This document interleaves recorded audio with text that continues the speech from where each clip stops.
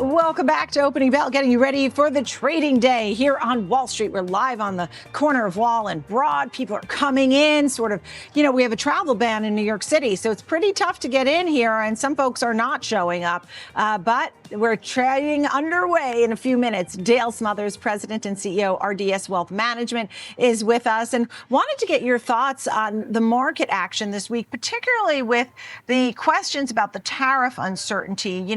Quickly, the president went from 10% to now 15%. He'll do that over the next 5 months or so. What do you think about this? How does this play out for investors? Hey, Nicole, good to be with you this morning. The thing we've got to be watching here with these tariffs is that it could go one of two ways, clearly. I think the courts called it a mess.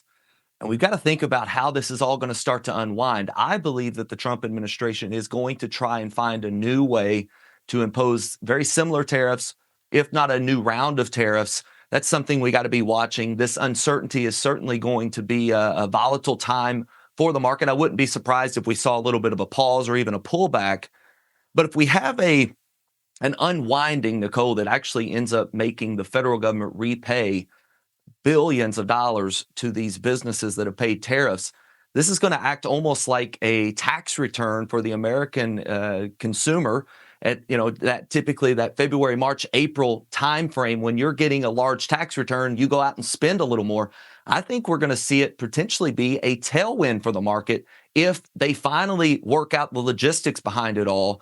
When that comes, who knows? And again, I don't know that this is a complete unwinding of the tariff announcement, which is the reason for the uncertainty altogether. But it could go one of two ways. Either the federal government continues pushing forward with the tariffs and they figure out a new way, or they have to pay back this tariff money. And again, that's a tailwind for these businesses that will be benefited from that money coming back into their coffers. Yeah, and we also have the concerns about Iran, and we have this sort of last-ditch effort where the administration, the U.S. team meeting with Iran's team, nuclear talks in Geneva. That'll be the third round of talks, though the U.S. has threatened, military force and all that. So we'll see how that plays out. Nvidia is reporting this week, and that is one of your stock picks. So would you even buy Nvidia ahead of the earnings, or do you want to wait and see the earnings? How are you playing Nvidia? For us, Nvidia is an overweight position long term. I think Nvidia becomes a winner no matter where this AI race goes. I think Nvidia is going to be a benefactor of multiple different companies trying to win the AI race. So for that reason, we are buying ahead of earnings. Nvidia has traded pretty much sideways for the last 3 months, coming off of its highs in October. I think that no longer is Nvidia priced for perfection. It's priced for proof. And if they prove this in the earnings, that they can continue to have stronger earnings quarter after quarter, you will see the market react favorably to Nvidia. We've seen a lot of earnings come back and even forward guidance come back from companies that have been better than expected, yet their stock trades lower. So not only do we need to be paying attention to the earnings, but the forward guidance. And I think Jensen Huang has made it very clear that demand remains, and that it's going to be a hard thing for them to even meet the current demand, much less future demand. So we are a buyer here. And I think whenever you see this coiling effect, it takes one small spark to get back to all-time highs. And I think that's where we're primed for that in a name like Nvidia. Yeah, and you have another Mag 7 name. You have Amazon in there. At the same time, you have the S&P equal weight. Are you doing a hedge thing there with that?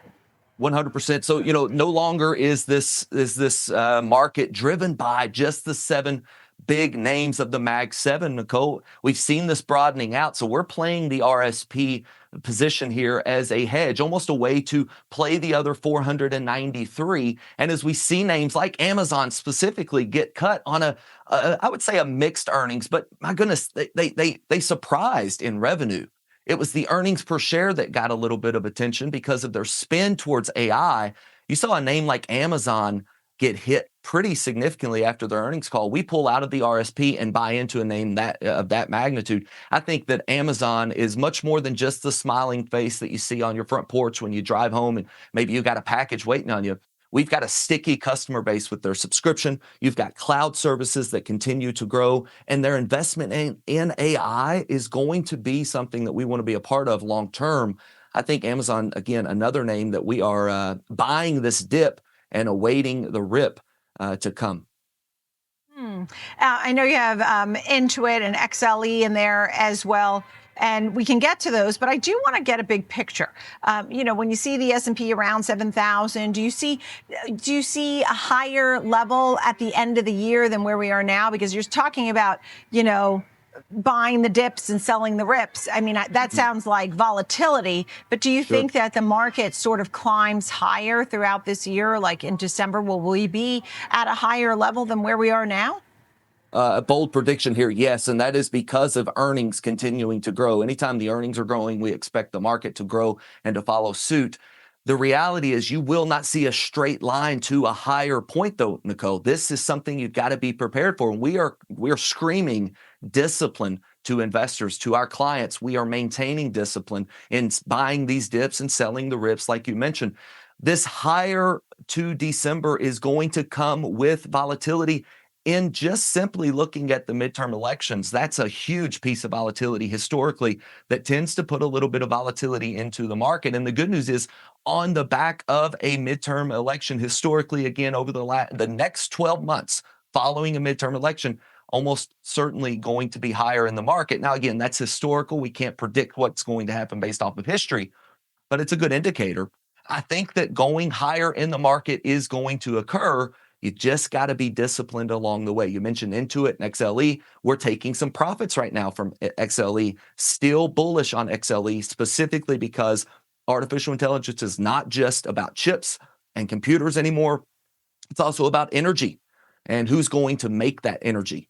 I think XLE is the play here. We're buying dips on this because we are bullish, but right now in this high that we see, we're taking a little bit of profit.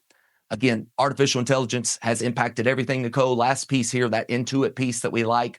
I'm not necessarily buying it right now, but we're watching it. I think you're trying to catch a falling knife at this moment. But the fact remains that Intuit is a name that has been sold off significantly because of innovation in the AI sector.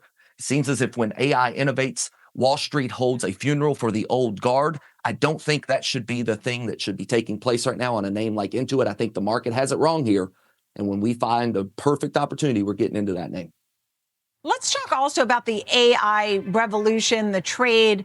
Is that AI story still very much alive? I know that some people are moving away from software and hardware, moving more like you're talking about. You're bullish on energy and infrastructure. But where are we in the AI trade? And what do you think works pertaining to AI? Yeah, I certainly believe that artificial intelligence is going to make us more productive as an economy. It is going to be a disruptor, Nicole. It's certainly going to change industries. Could it put people out of work? Absolutely. Even people that are considered maybe white collar workers, attorneys, CPAs, wealth managers. It's going to make us innovate. And if we don't innovate, we will die. This innovation, though, should not cause these overreactions in the market that we're seeing with software specifically.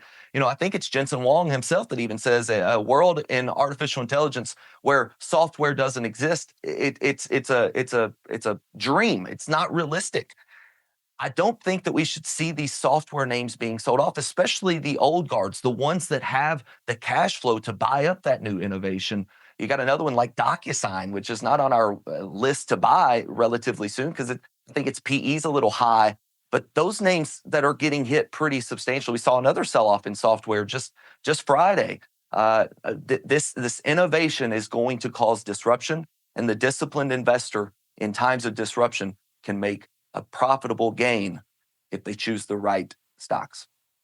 Just a few seconds on crypto.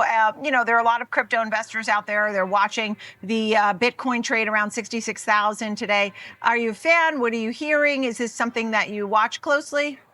Yeah, we don't watch it very closely. And the reality is the client we work with is a client that is approaching or even in retirement, needing stability.